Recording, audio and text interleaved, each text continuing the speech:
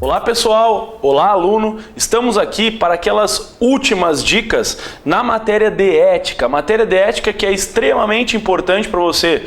Você sabe que a tua aprovação passa necessariamente por uma boa prova de ética, por uma prova de ética bem elaborada, onde nós vamos enfrentar essas 10 questões, preparando aí você exatamente para o que pode ser questionado lá, para que você chegue na hora da prova com base nessas últimas dicas que nós vamos trabalhar, bem preparado aí para acertar essas 10 questões e continuar o caminho no ambiente da prova da ordem, ok? Prova da ordem, Estatuto da OAB é a grande matéria, né? Então, o Estatuto da OAB é a principal matéria que você deve entender e estar bem atento nas diversas peculiaridades, então, existentes, ok? Então, vamos partir para a análise várias dicas relacionadas àquilo que a OAB, pela FGV, acaba perguntando bastante. Acaba sendo perguntas reiteradas aí sobre a mesma matéria. A gente vai tentar, então, te colocar bem ligado aí para essa prova, para preparar bem você para essas últimas dicas nesse nosso aulão, nessa nossa revisão final, ok? Então aí no teu estudo, pega o Estatuto da OAB, se tu tiver ele em mãos aí vai ser melhor, se não tiver também vai acompanhando, nós vamos colocando as dicas aí no quadro, certo? Ponto principal aqui, direitos do advogado. Direitos do advogado, cai bastante. Te liga nele então, artigo 7º, lá do nosso Estatuto da OAB, né? Então, o artigo 7º, dentro da estrutura da Lei 8.906, de 94, ele vai dizer vários direitos do advogado. E aqui, uma matéria que vem sendo cobrada bastante na prova da ordem. Então, te liga, se tu tiver que ler alguma coisa antes de fazer a prova, é o artigo 7º. O artigo 7º cai bastante. Isso porque lá nós temos o repertório de todos os direitos dos advogados e também temos algumas ADINs que alteraram o texto, retiraram expressões do próprio artigo 7º, que a OAB-FGV gosta de perguntar bastante. Então te liga aí, você que acompanhou a gente no curso, vamos agora diretamente para esses aspectos principais aí. O advogado ele pode exercer a advocacia com liberdade em todo o território nacional. Então, é direito do advogado exercer a advocacia em todo o território nacional. Te liga aqui o seguinte, ó, aqui nós já temos um probleminha. Em todo o território nacional ele pode exercer a advocacia. Entretanto, aqui já linkando o artigo 7º e o artigo 10, relacionando várias matérias, nós temos uma pergunta muito comum aqui no ambiente de se exercer a advocacia em todo o território nacional, que é a figura da inscrição suplementar, né? Inscrição suplementar. Se ele começar a exercer com habitualidade a advocacia em outro conselho seccional que não esteja inscrito, é necessário efetivar a inscrição suplementar. Diz o código, diz o estatuto, habitualidade, quando ele começar a exercer com habitualidade. Essa habitualidade, ela é considerada aquilo que por ano exceder a 5 causas. Então, exceder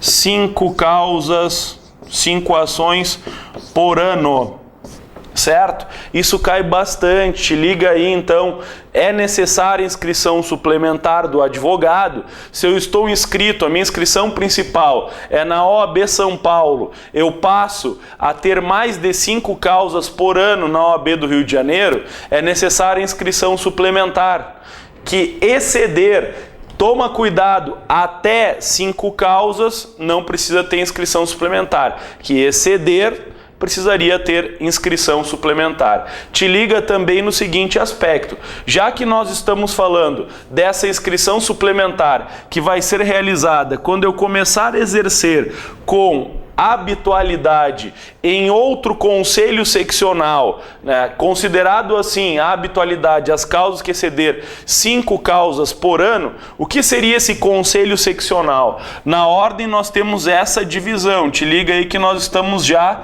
linkando outras matérias. Conselho Federal, que é o órgão máximo, né, dentro da ordem dos advogados, da estrutura da OAB, é o chamado Conselho Federal da OAB. Aí nós temos o Conselho Seccional,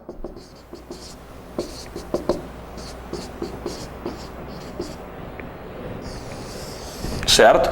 E quantos nós temos? Bom, dentro do Conselho Seccional, aqui para a gente entender, nós temos OAB Rio Grande do Sul, OAB Rio de Janeiro, OAB São Paulo, OAB Bahia, então assim vai. São vários conselhos seccionais, certo? Então, se eu estiver aqui, o que diz a questão aí, quando nós vamos enfrentar ela diretamente. Vamos pensar que eu tenho inscrição principal no Conselho Seccional do Rio Grande do Sul. E aí, eu começo a ter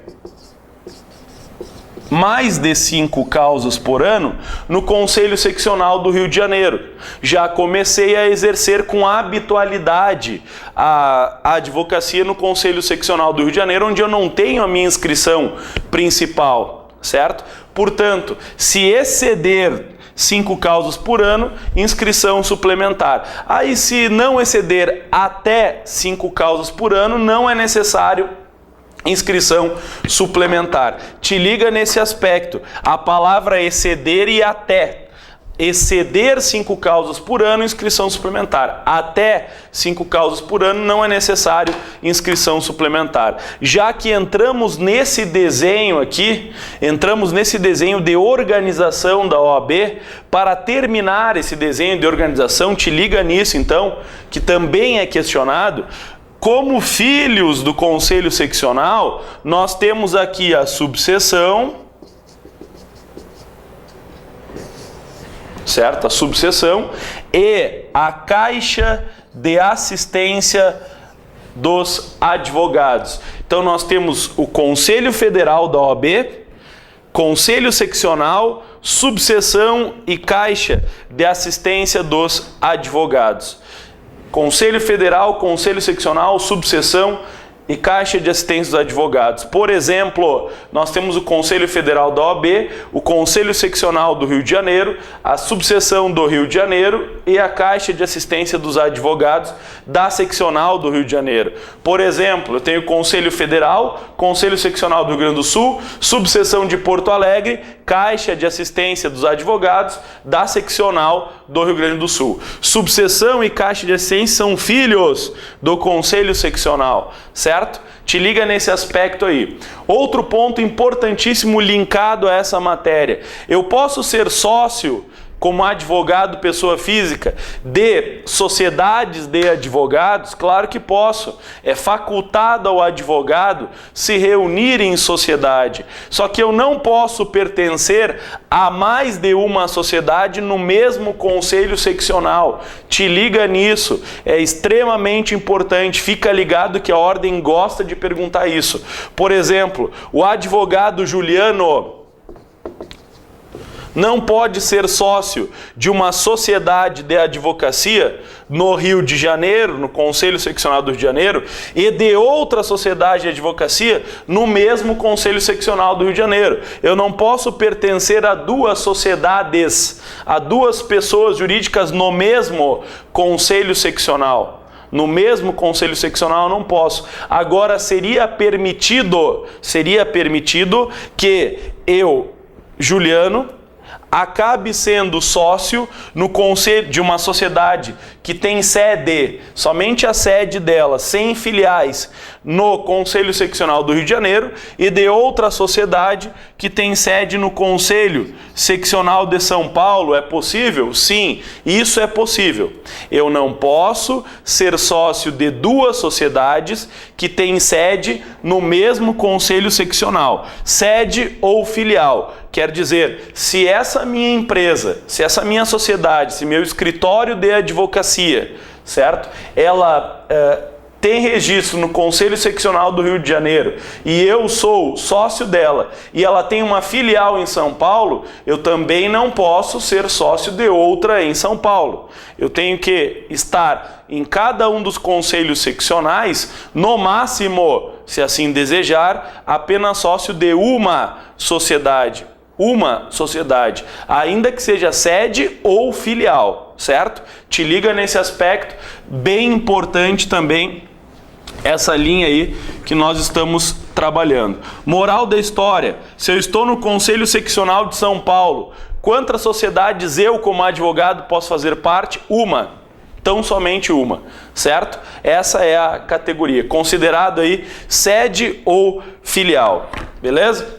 Esse é o aspecto aí. Sobre o direito dos advogados, ainda no artigo 7º, nós temos outro aspecto importante: a inviolabilidade do escritório de advocacia, né? Tanto a inviolabilidade do escritório quanto das suas correspondências. O problema é que essa inviolabilidade do escritório da advocacia, ela é relativa, não é absoluta. Então, no âmbito dos direitos dos advogados, nós temos a inviolabilidade.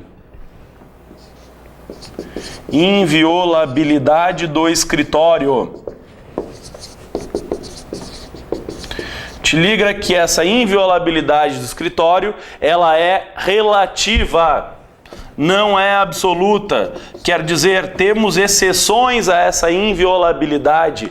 É, portanto, relativa. Se a ordem colocar lá que a inviolabilidade do escritório é absoluta, falso. A inviolabilidade do escritório não é absoluta, ela é relativa. Por que que ela seria relativa? Olha lá o artigo 7º, parágrafo 6º do Estatuto, né? Presentes indícios de autoria e materialidade de crime por parte do advogado. Então o próprio advogado está cometendo o crime. Aí, presente indícios da prática, da materialidade do crime, poderia sim ter a estrutura própria de violabilidade do escritório, ou entrar no escritório, determinar busca e apreensão de documentos do escritório. Não diretamente dos clientes do advogado, mas porque o próprio advogado está praticando aquele crime. Portanto, a inviolabilidade do escritório, ela é relativa. Outro aspecto: o advogado tem direito de se comunicar com seus clientes de forma pessoal, de forma reservada, mesmo sem procuração. Então te liga aí, quando o meu cliente se acha preso, detido, teria o advogado a possibilidade de se comunicar com ele, ainda que eu considere ele incomunicável, de forma pessoal, de forma reservada, mesmo sem procuração, certo? Diz o Estatuto do OAB no artigo 7º como um direito do advogado de se comunicar, comunicação com o cliente que se acha preso ou detido, mesmo que esse cliente seja incomunicável, haveria a possibilidade de uma comunicação pessoal, reservada, por parte do advogado. E aqui a cereja do bolo, grande peculiaridade: mesmo sem procuração. Mesmo sem procuração. Não é necessário que ele tenha procuração para fazê-lo. Mesmo sem procuração, ele pode, então, estar ligado à ideia de comunicação com o seu cliente, certo? Outro aspecto relevante que nós temos aqui dentro dessa estrutura, o advogado, quando for presos, não ser recolhido preso antes de sentença transitada em julgado, senão em sala de estado maior e, na sua falta, prisão domiciliar. Então nós temos aqui o seguinte, ó, te liga no aspecto que nós estamos trabalhando. É um direito do advogado não ser recolhido preso antes da sentença transitada em julgado, senão em sala de estado maior,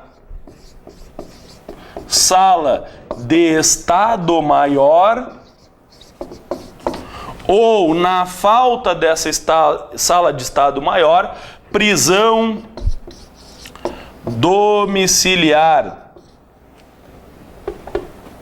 Aí nós tivemos uma ADIM, então, que retirou parte desse inciso do artigo 7º, porque o artigo 7º ele dizia que a sala de estado maior deveria ser assim reconhecida pela OAB. Assim reconhecida pela OAB.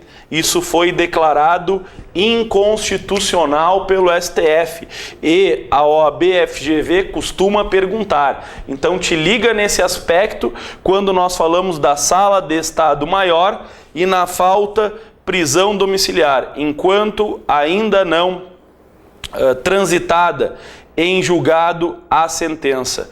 Outro aspecto importante no que tange aos direitos do advogado. O advogado pode se manifestar com magistrados nas salas e gabinetes do trabalho, independentemente de hora previamente marcada ou outra condição. Quer dizer, o advogado, além do direito de ir além dos cancelos que separam aí o juiz e nas salas de sessões, eu tenho que ser atendido pelo juiz independentemente de hora marcada. Então o advogado tem direito de falar com o juiz, de ser atendido. Atendido pelo magistrado.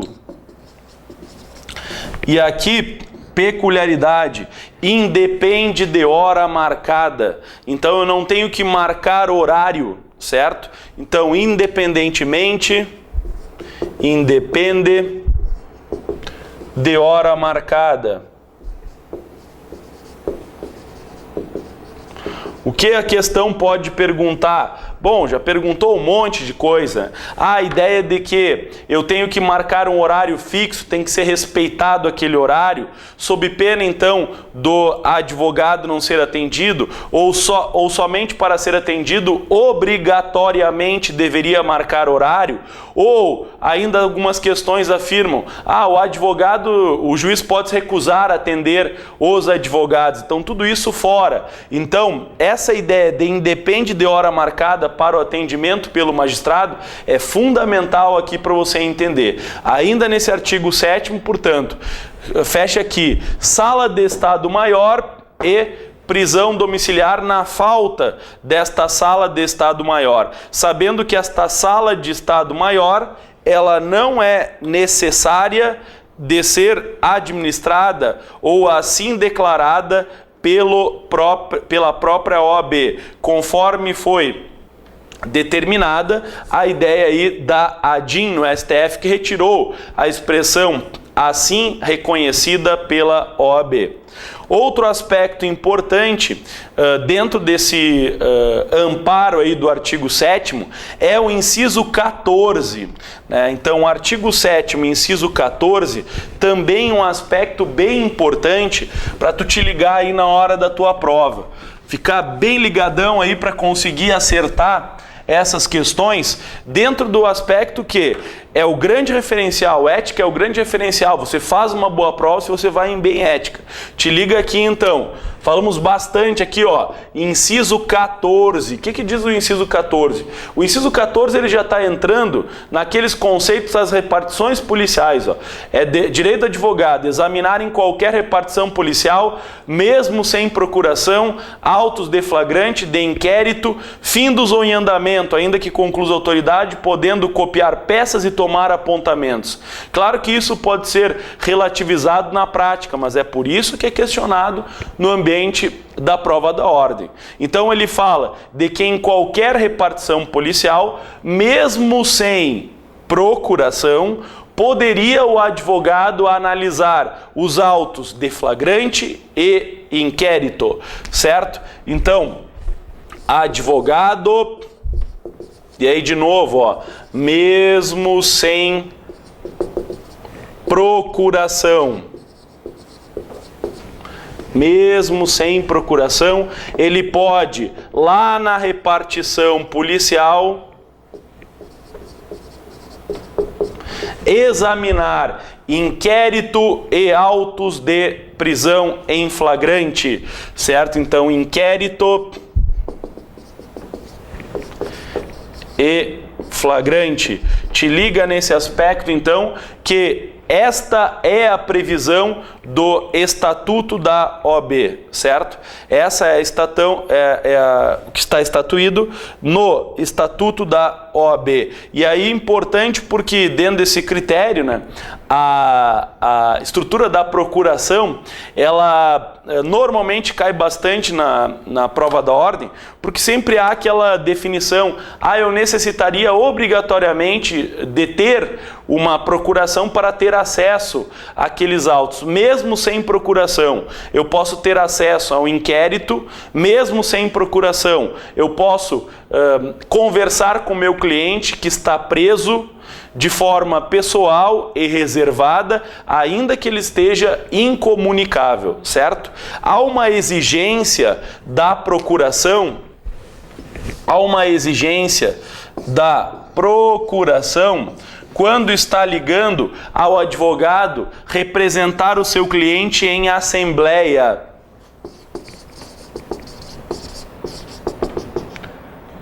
Então, representar o seu cliente em assembleia. Fecha aí para o pessoal entender exatamente essa figura aí, né? Então, lembrar lá na ideia de uma memória fotográfica, certo? Então, mesmo sem procuração, eu posso me comunicar com o meu cliente, ainda que ele esteja incomunicável, ter acesso aos autos de prisão em flagrante e inquérito, ainda se eles estejam conclusos, esses autos de prisão, posso entrar então nas repartições, né? Além dos cancelos que separam a parte reservada aí aos magistrados, né? Não preciso de horário previamente marcado para falar com o juiz, né?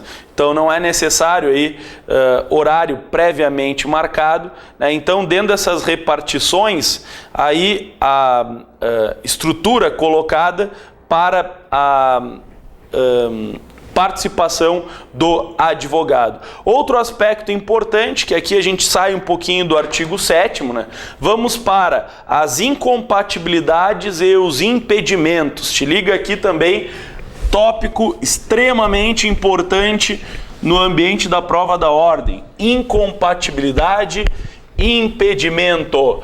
Incompatibilidade, proibição da advocacia, né? Incompatibilidade, proibição total da advocacia.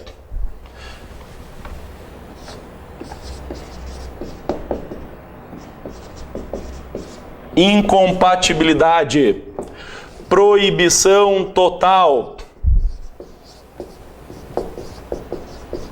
Então, quando a gente diz que o sujeito, a atividade que ele exerce é incompatível com a advocacia, nós estamos falando de uma proibição total. Já, se o caso for de impedimento, é uma proibição parcial. Então, te liga nesse aspecto. Incompatibilidade, proibição total. Impedimento, proibição parcial. Toma cuidado aqui com um aspecto, existe uma tendência que a gente pode verificar, porque dentro dessas incompatibilidades e impedimentos, que tem a previsão básica aí do artigo 27 ao artigo 30, nós temos um repertório bem interessante de quem seria incompatível e de quem seria impedido, né? A incompatibilidade é um pouquinho mais extensa, né, dentro dessa estrutura. Se você tiver na hora da prova em dúvida sobre quem é incompatível, quem é impedido, saiba a seguinte ideia: o que se buscou proteger aqui, né? Na verdade, se buscou proteger eventual captação indevida de clientes, se buscou proteger a própria advocacia, para que o advogado não esteja vinculado exatamente àquele cliente e, portanto, ele não possa exercer a advocacia de uma maneira independente, com isenção técnica, propriamente dentro dessa estrutura. Então nós temos o seguinte, ó, normalmente você consegue pegar a seguinte ideia, ó: quem exerce poder de mando, de direção, está ligado à figura de uma incompatibilidade. Claro que não é um poder de mando ou em direção em qualquer local, né? Então, eu sou síndico do meu prédio. Bom, se tu é advogado, tu manda lá, né? Tu exerce a direção, mas tu pode advogar, não tem problema nenhum, né? Nós estamos ligando a esse poder de mando ou de direção, normalmente ligado a órgãos públicos, certo? Normalmente ligado a órgãos públicos. Como acontece, por exemplo, com o primeiro caso de incompatibilidade, que está lá no artigo 28, inciso 1, diz respeito aos chefes dos poderes executivo e membros da mesa do poder legislativo. Então, se ele falar, por exemplo, assim, ó, governador,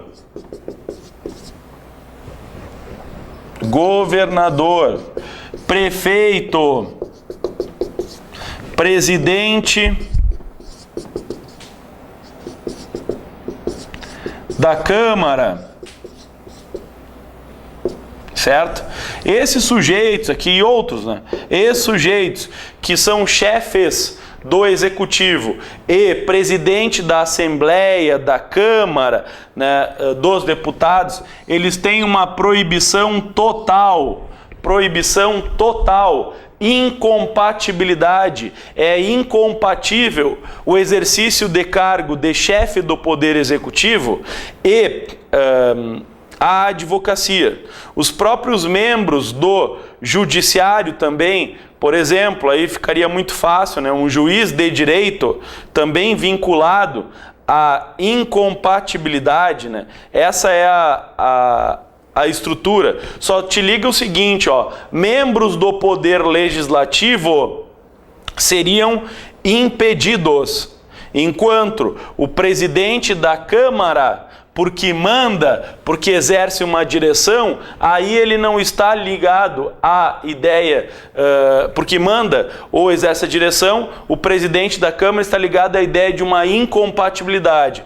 E um impedimento, tecnicamente aqui uma proibição parcial. Por quê? Porque diz o artigo 30 o seguinte: são impedidos de exercer a advocacia, e lá no inciso 2, ó, e aqui tem uma pegadinha muito própria da ordem, membros do Poder Legislativo em seus diferentes níveis, contra ou a favor das pessoas de direito público. Aí ele continua: empresas públicas, cidade de economia mista e tal. Então, só para você entender aqui um aspecto e te ligar bastante nesse ambiente. Olha só. Se eu trabalho aí com um membro do Poder Legislativo, por exemplo, um vereador,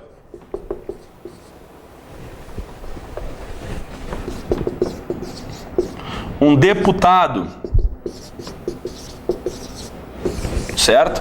Um vereador, um deputado, impedimento, porque não pode exercer a advocacia contra as pessoas de direito público, mas poderia exercer outro tipo de advocacia, tipicamente privada, né, em relações particulares. Agora, vamos supor que esse deputado, ele ganha aí para ser a concorrência, lá, a eleição, para ser presidente da Câmara.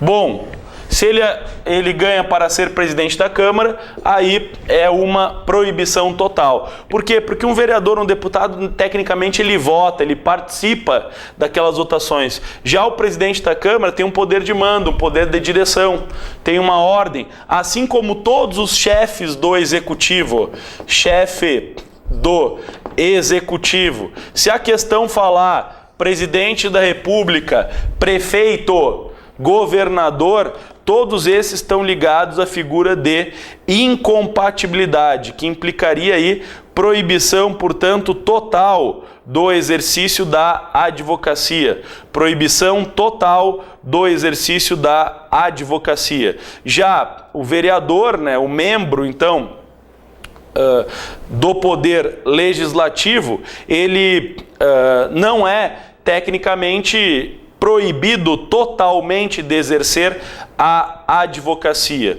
E por fim, te liga que nós temos um aspecto extremamente importante, as limitações para a advocacia no que tange aos advogados públicos. Essa aqui é uma pegadinha muito própria nas questões.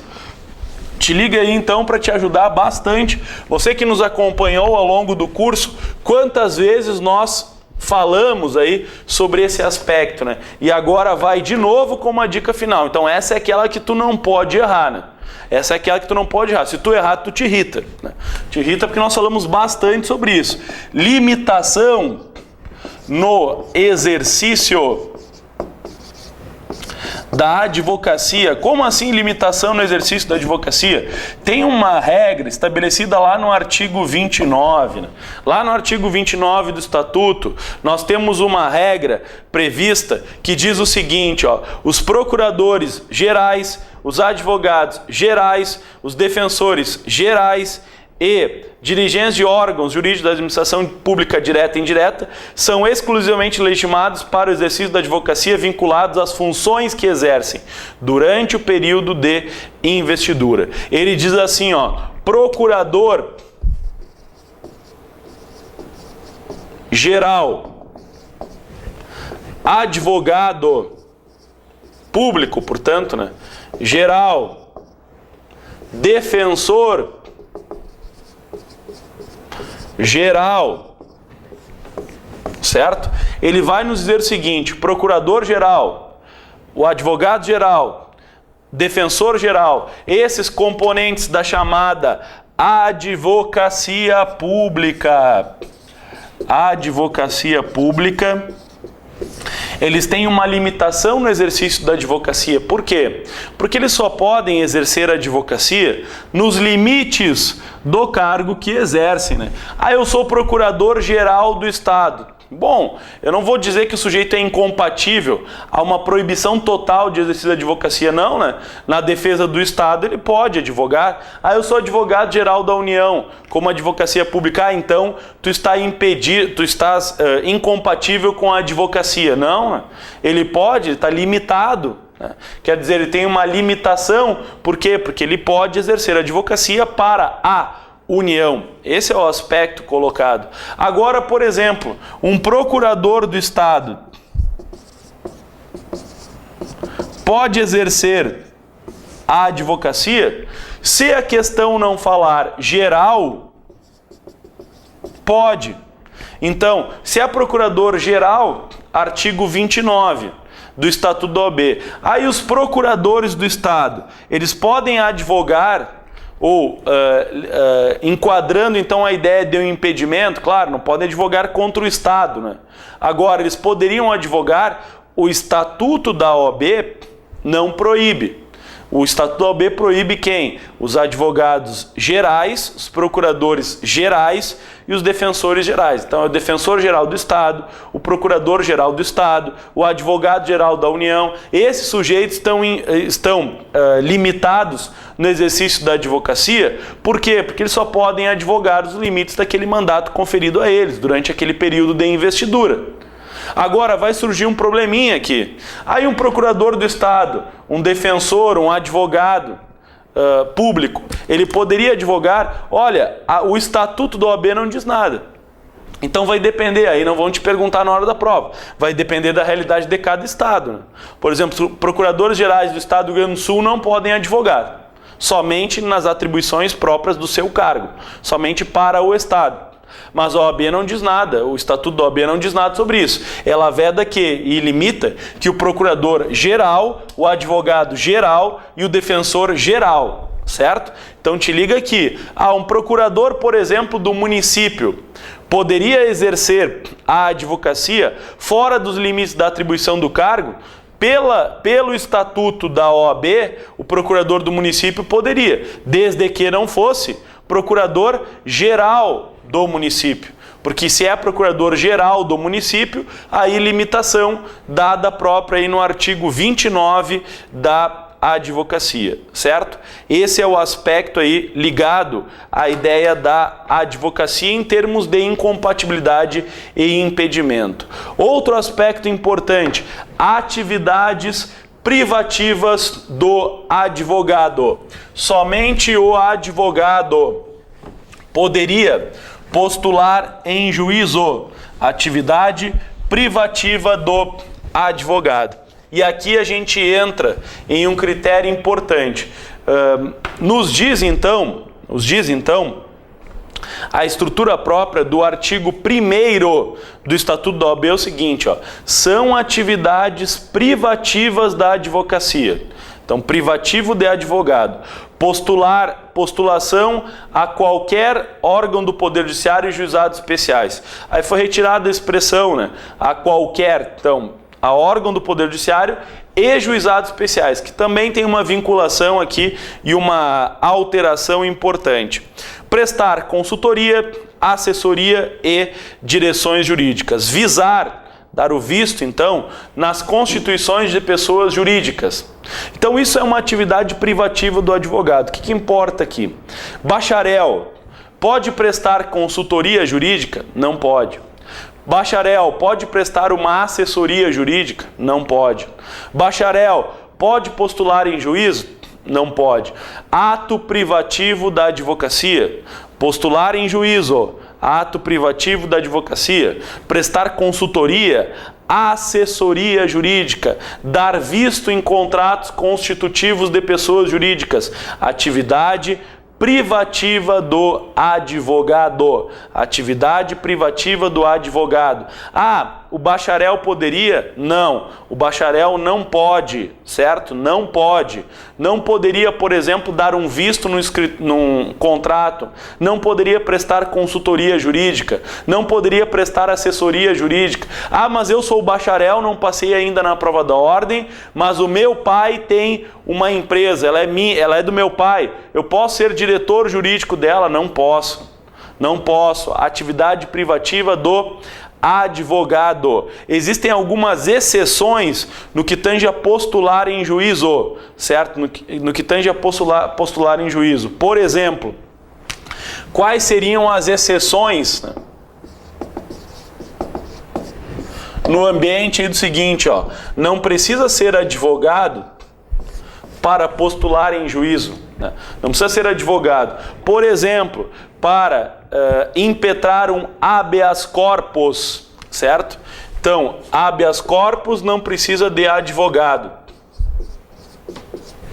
O jus postulandi. Que é isso, jus postulandi? É na Justiça do Trabalho, as ações reclamatórias trabalhistas. Então, jus postulandi na Justiça do Trabalho. Tecnicamente, na Justiça do Trabalho não é necessário ser advogado. Então, fecha aqui que esses dois são extremamente importantes. Habeas corpus e o jus postulandi na Justiça do Trabalho. As reclamatórias trabalhistas, né? Então, uma inicial reclamatória trabalhista inicial. Esta é um tópico extremamente importante. Outro aspecto que não necessita de advogado. Aí vamos para os juizados. O JEC, Juizado Especial Cível.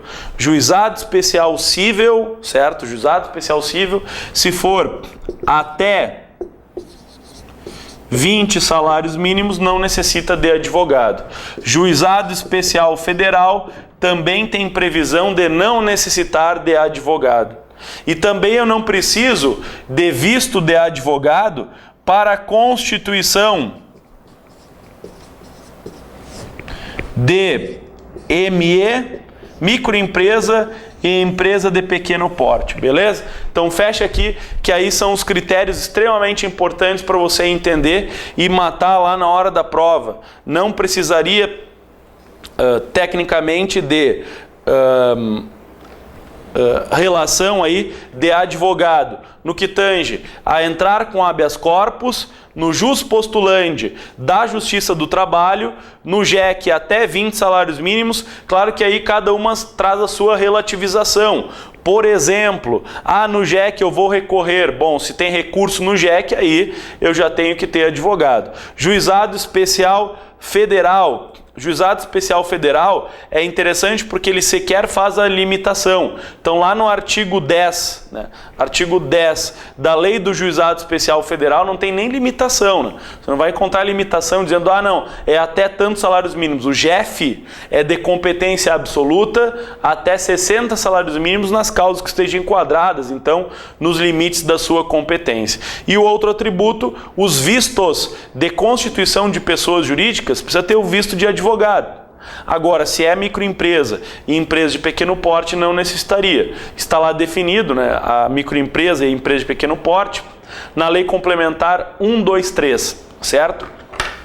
E nós falamos então do advogado. Atos privativos: postular em juízo, representar perante o Poder Judiciário, prestar consultoria, prestar assessoria, visar contratos, tudo isso relacionado diretamente à figura do advogado, entendendo aquele advogado como o sujeito devidamente inscrito na Ordem dos Advogados do Brasil, certo? Só que nós temos uma outra categoria que também recebe inscrição na Ordem dos Advogados do Brasil. O bacharel e a figura de estagiário. Te liga nesse aspecto. Bacharel e estagiário. Bacharel não tem inscrição na Ordem dos Advogados do Brasil. Estagiário tem inscrição na Ordem dos Advogados do Brasil. Então, os limites dados, a influência do estatuto, ela vai para advogado e estagiário, não vai para bacharel. Então é muito comum a questão de perguntar, o bacharel tem registro na OAB? Não tem registro na OAB. Não tem. Por isso, por exemplo, que o bacharel não pode cometer uma infração disciplinar, né? O bacharel pode ser censurado, suspenso, excluído? Não, porque ele não tem nem inscrição. Quem pode ser censurado, suspenso, excluído ou receber uma multa é o advogado, esse tem inscrição. O estagiário também, o estagiário tem a pena de censura que poderia ser aplicada. Então, dentro desses critérios, nós temos aqui uma exceção também a essa ideia de postular privativamente o advogado para o estagiário. Só te liga no aspecto, pode parecer diferenciado, pode parecer estranho, mas o estagiário, processualmente, pelo Estatuto da OAB, tem poderes que o bacharel não tem. Tem poderes que o bacharel não tem. Então, estagiário. Quais atos que o estagiário pode fazer? Te liga aqui que tem um aspecto bem importante. Todos. O estagiário pode fazer todos os atos. Mas como assim, professor? Enlouqueceu? Todos os atos, desde que em conjunto com o advogado. Então, todos os atos em conjunto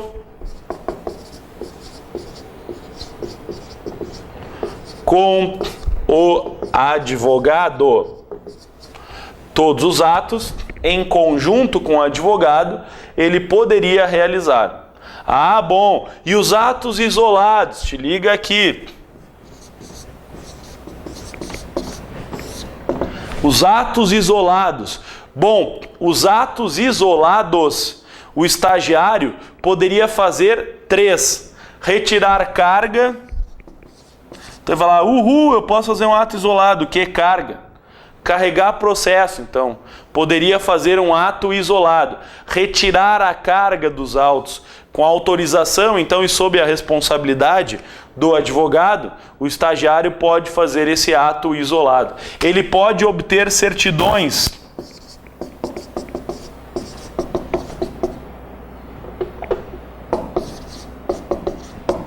Então, por exemplo, isolado, retirar carga, obter certidões, ele vai no cartório lá e retira uma certidão, né, de uma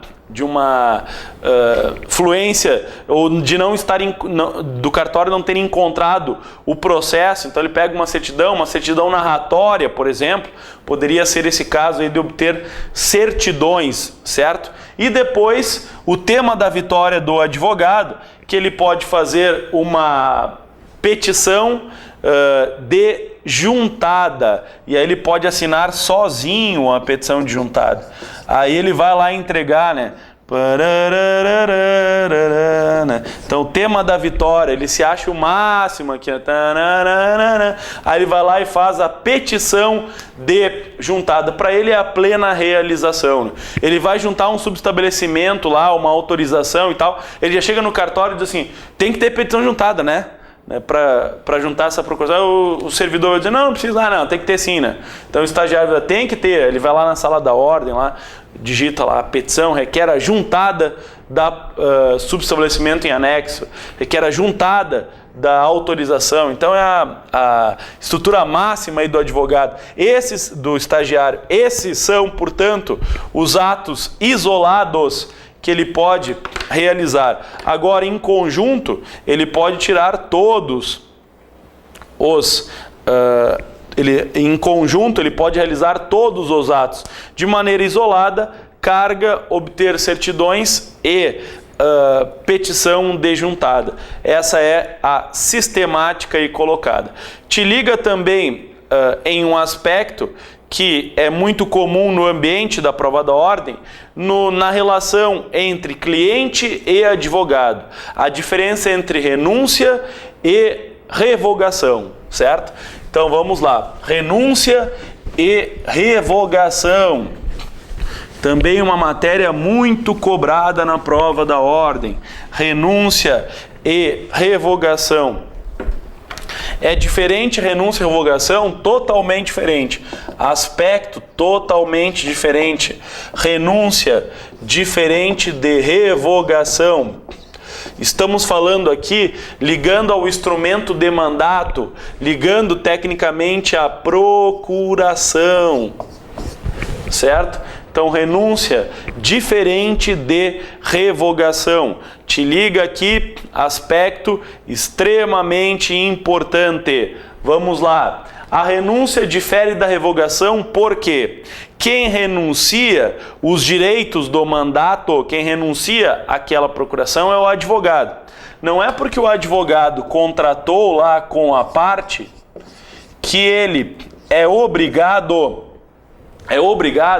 a manter aquela relação contratual de uma maneira infinita, ou seja, de uma maneira que se prospecte para toda a duração do processo. Então ele pode renunciar aos direitos ao qual foi atribuído lá na procuração. Quando se trata de renúncia ao direito que eu recebi, e a palavra renúncia ela diz respeito a só pode renunciar quem recebeu o direito, né? Então eu vou renunciar ao direito que eu te dei. Não, aí você não está renunciando.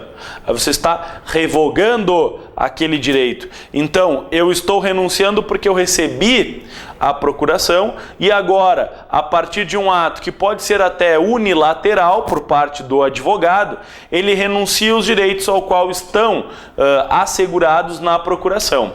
No caso de renúncia, lembra que tem aquele prazinho de 10 dias. O que seria esse prazo de 10 dias? Onde o advogado fica responsável por realizar os atos processuais. 10 dias do quê? Da notificação da renúncia. Né? Então, eu tenho que notificar a parte que eu renunciei. Não adianta dizer o seguinte, não quero mais ser advogado sujeito. Beleza. Tô fora, saí, deu. Né? Então, eu tenho que renunciar, fico responsável por 10 dias, por exemplo. Tem nesses 10 dias posteriores à notificação da renúncia, Está correndo um prazo ou vence um prazo, eu tenho que fazê-lo. É marcada uma audiência, tenho que representar. Então, a renúncia deixa com o prazo de 10 dias a responsabilidade do advogado de realizar os atos processuais e participar, por exemplo, das audiências. Quando nós temos uma revogação, a revogação ela parte do cliente. Então esse é o aspecto. Quem revoga é o cliente. E se o cliente do advogado revogou a procuração outorgada a ele, não tem o advogado que ficar responsável por 10 dias. Não precisa ficar responsável por 10 dias. Te liga e fecha aqui, que esse é um ponto importantíssimo aí para você entender. A diferença entre renúncia e revogação. Na renúncia, eu tenho diretamente aí a figura de responsabilidade por 10 dias. Já na revogação, eu não tenho essa responsabilidade aí por 10 dias. Por que eu não teria a responsabilidade por 10 dias no ambiente da revogação? Porque o próprio cliente revogou, né? E se ele revoga aqui, essa minha procuração, né? O que nós temos de consequência disso? Bom, o cliente revogou. Eu, como advogado, não preciso cumprir em 10 dias, porque ele revogou a procuração e, mesmo tendo revogado, em tese, são devidos os honorários, né? São devidos honorários contratuais, né? Claro que aqui eu vou ter um problema, né? Como assim um problema? Se foi revogada a procuração, outorgado ao advogado, os honorários contratuais que o cliente prometeu pagar ou efetivou lá no contrato, deveria o cliente cumprir. Não é o advogado que está renunciando, é o cliente que está revogando. Mas claro que na prática, por que ele vai revogar? Já há um outro aspecto. Em tese, eu vou ter a ideia, bom, são devidos honorários contratuais, sim, na sua totalidade. Só que talvez o cliente não queira pagar, vai gerar lá uma confusão e vai acabar indo para o Poder Judiciário. Mas há a regra de dever honorários na sua totalidade, honorários contratuais. E os honorários sucumbenciais, nesse caso de revogação aqui, né? Então, honorários sucumbenciais, vamos colocar assim, ó. Se existirem, né? Eles vão ser proporcionais, te liga aí, né? Honorários sucumbenciais proporcionais ao trabalho desenvolvido pelo advogado. Honorários sucumbenciais proporcionais ao trabalho desenvolvido pelo advogado. Certo? Já aqui os honorários contratuais, né, são devidos, porque quem revogou foi o cliente, e aí tu te liga nesse aspecto importante. E esses honorários contratuais são aqueles definidos no contrato, né, no contrato feito entre cliente e advogado. No contrato realizado entre cliente e advogado, nós temos, portanto, a dependência, nós temos, portanto, a possibilidade do advogado, mesmo quando o cliente revoga os seus poderes, exigir a totalidade dos honorários contratuais. Os honorários sucumbenciais, eles podem não existir. Se existirem naquele contrato, porque a tese do cliente do advogado foi vitoriosa, será devido de uma maneira proporcional a ele. Então será devido aqui em proporção, de uma maneira, portanto, proporcional esses honorários sucumbenciais, certo? Falando aqui de honorários contratuais, te liga no seguinte aspecto, que também é muito próprio aí de ser questionado. Os honorários contratuais são aqueles estabelecidos no contrato. Que tipo de contrato?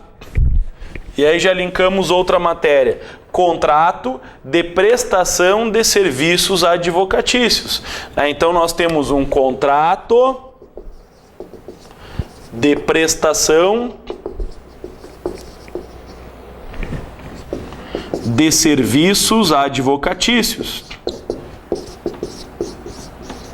Esse contrato de prestação de serviços advocatícios, certo?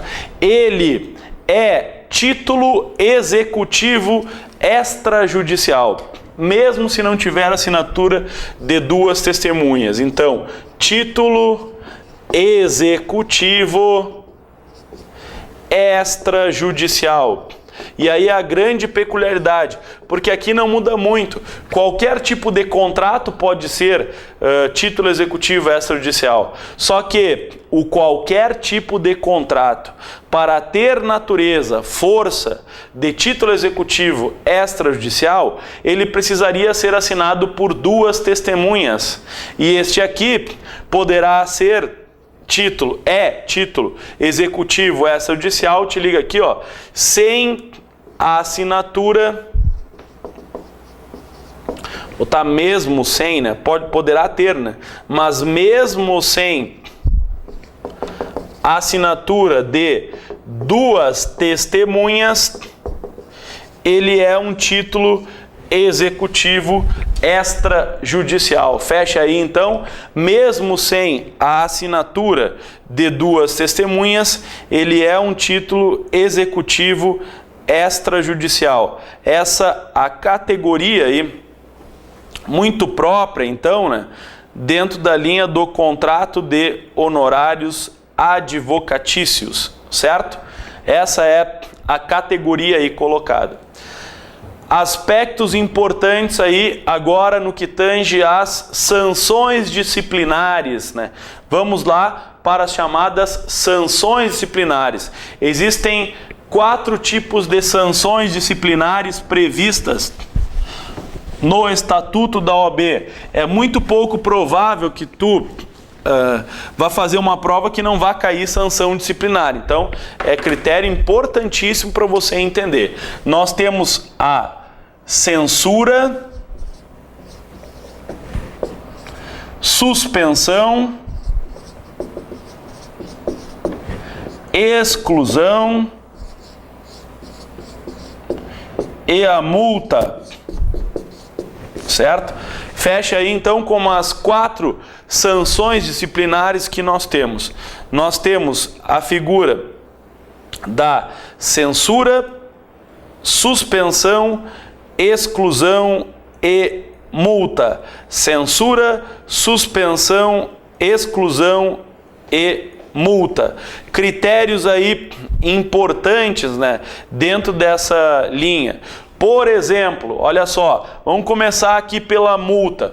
A multa, ela está ligada 1 a 10 anuidades. Certo? De 1 a 10 anuidades, conforme a gravidade aí da conduta, né? Então, poderia atribuir à OAB, no seu procedimento disciplinar, uma multa de 1 a 10 anuidades. A multa ela é aplicada nos casos de censura e de suspensão. Multa aplicada nos casos de censura e de suspensão. Te liga aqui, ó, na exclusão não tem multa. Na exclusão não temos multa. Quando é caso de exclusão, não haverá multa a ser aplicada, certo? Então não haverá multa a ser aplicada no caso de exclusão. Porque aí seria o mesmo que a ordem falar o seguinte, ó. Ah, eu estou excluindo o sujeito e paga a multa. Quem é que vai pagar, né? Está excluído, como é que vai pagar a multa, né? Então, a multa ela é aplicada nos casos de censura e suspensão. No caso de exclusão, não tem multa. Outro critério importantíssimo, essas duas, suspensão e exclusão, são objetos de publicidade. É dada publicação a suspensão e exclusão.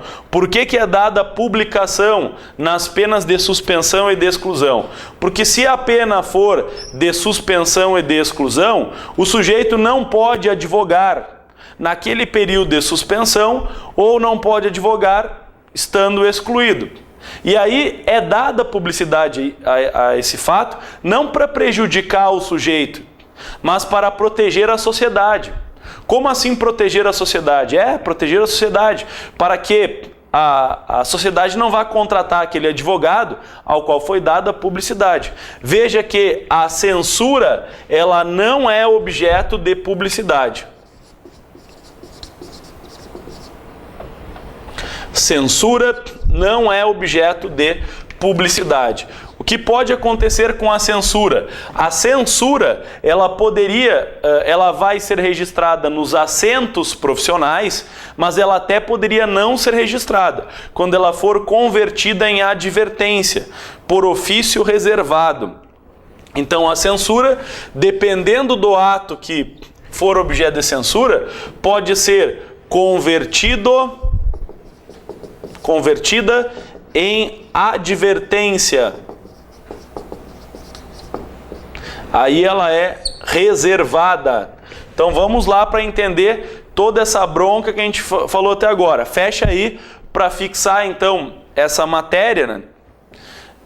Trabalhando aí com a ideia então primeiramente da censura, depois da suspensão, depois exclusão e posteriormente a figura da multa, certo? Vamos lá para tentar entender então e verificar. No caso de multa, eu tenho multa para censura e suspensão, não tem multa para exclusão.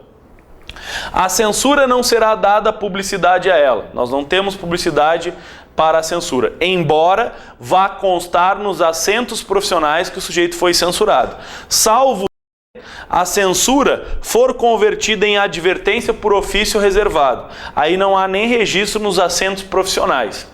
Suspensão e exclusão são objetos de publicidade. Será dada publicidade dentro desse aspecto. No critério de suspensão, lembra aqui, que a suspensão, o sujeito vai ser suspenso por 30 dias, certo? Então, de suspensão de 30 dias a 12 meses. Então, 30 dias a 12 meses. Esse é o prazo ligado de suspensão. Já a exclusão, né, eu vou ficar excluído, posso até provar uma reabilitação, né, poderia efetivar, e por fim a multa de 1 a 10 anuidades, certo? Então fecha aí para gravar, isso é bem importante dentro desse critério, né? Bem importante mesmo dentro do critério aí do OAB, e não dá, né, para não entender esse aspecto técnico aí da infração, né, das sanções disciplinares. É um aspecto muito importante, certo? Bom, terminando então as nossas dicas, nós vamos para o derradeiro, lá a parte final, que é muito importante, que diz respeito às publicidades, né? A publicidade na advocacia. E aí nós temos uma ideia que você pode seguir a gênese desta ideia, que acaba abarcando quase todos os artigos. Bom, o que acontece com a advocacia no ambiente da publicidade? Acontece o seguinte, a sociedade de advogados e o próprio advogado e a própria advocacia não é uma atividade mercantilista.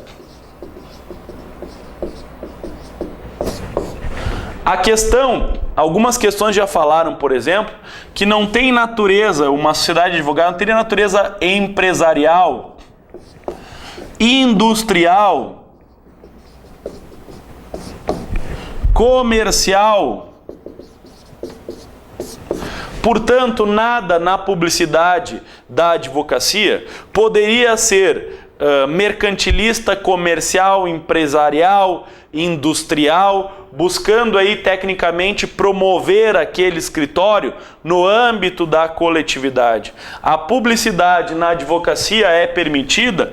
Sim, é permitida, mas no critério informativo.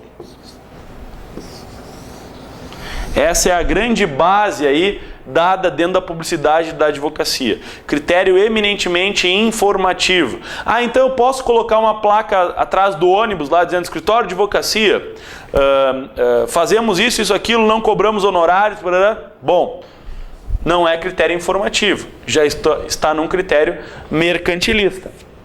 Ah, eu posso fazer um anúncio, portanto, num jornal, um anúncio na rádio, vendendo meus serviços? Não. Eu posso colocar na publicidade, por exemplo, os preços que eu cobro, ou ainda dizer o seguinte: pague R$1.000, leve um habeas corpus e se ligar agora inteiramente graça um mandato de segurança. Então, totalmente falso, né? Não posso fazer esse tipo. Nem a ideia de preço e tampouco a ideia de gratuidade. Não cobramos consulta. Não pode. Não pode. Isso é fins mercantilista, fins comerciais de captação irregular. Posso mandar uma mala direta? Não posso mandar uma mala direta, né? Não pode na advocacia mandar mala direta para diversas pessoas. Ah, mas a ordem já colocou uma vez. Sim, a ordem colocou, por exemplo, eu até posso mandar correspondência para clientes e colegas. Informando o quê? Informando a alteração de endereço. Porque aí essa correspondência aqui, ainda que seja por meio eletrônico, ela é informativa, né? Então aquela mala direta geral, né, não pode. Aquele atuar diretamente no comércio de uma maneira geral, né? Nome, por exemplo, em parte e propaganda em parte externa de veículo, né? O advogado lá, o advogado que com habitualidade ele participa, né? Então, na publicidade, eu não faço publicidade, mas eu tenho um advogado que com habitualidade participa de programas de TV, né, ou de rádio, buscando uma promoção pessoal e comercial. Isso aqui também não pode. Não é que ele não pode participar de programas de TV, pode, de um debate, pode, não tem problema. Agora, não para a sua promoção pessoal. Não para comentar os seus casos ou casos de outros colegas e ficar depreciando a imagem de outro colega. Isso não pode efetivar. Então, o advogado que participa com habitualidade de programas de televisão ou rádio, buscando comentar os seus processos, as suas vitórias, como sentido de promoção pessoal, isso não poderia. Eu até posso enviar, por exemplo, um informativo para alguns clientes que assim solicitarem, posso, não tem problema nenhum. Agora, por exemplo, eu vou lá no programa de TV, aqui está o advogado novamente com a gente, né? Como é que está? Doutor, estou ótimo, ganhei mais uma revisional aqui de aposentadoria. Hoje à tarde ainda vi uma liminar para não apreender um carro de um cliente meu que não estava pagando a dívida, então, mas está tudo tranquilo e tal, estou ganhando bastante na justiça e tal. Então isso é uma promoção pessoal que eu estou efetivando. Não poderia efetivar esse tipo de promoção pessoal. Na verdade, assim, nós temos basicamente a ideia da publicidade como um cunho efetivamente informativo. Quando eu faço publicidade, tem que informar número do advogado, número do escritório, número de registro, né, da OAB.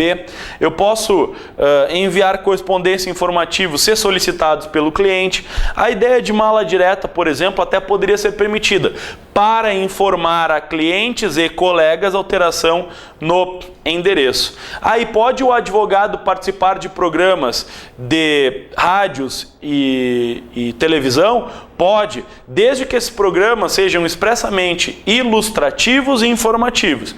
Então vai depender do que o advogado vai falar no programa. Se for uma participação com habitualidade para promoção pessoal, aí não poderia. Certo, então, pessoal? Então, esses aspectos aí no que tange a publicidade, eu desejo a vocês um sucesso extremo nessa prova, né? Guardem aí todas aquelas anotações que você fez ao longo dessa aula, né, nas palavras-chave. Eu gosto de escrever porque a gente fica com a memória fotográfica, né, e se você analisando, está vendo esse vídeo logo próximo à prova, tenho certeza que essa memória fotográfica aí vai valer a pena para você na hora das questões, ok? Desejo muito sucesso na hora da prova, continuem com a gente no teu sucesso, na tua aprovação, na segunda fase da ordem, continue com o verbo jurídico e nos encontramos com certeza na outra fase posterior. Continuem com a gente, bons estudos!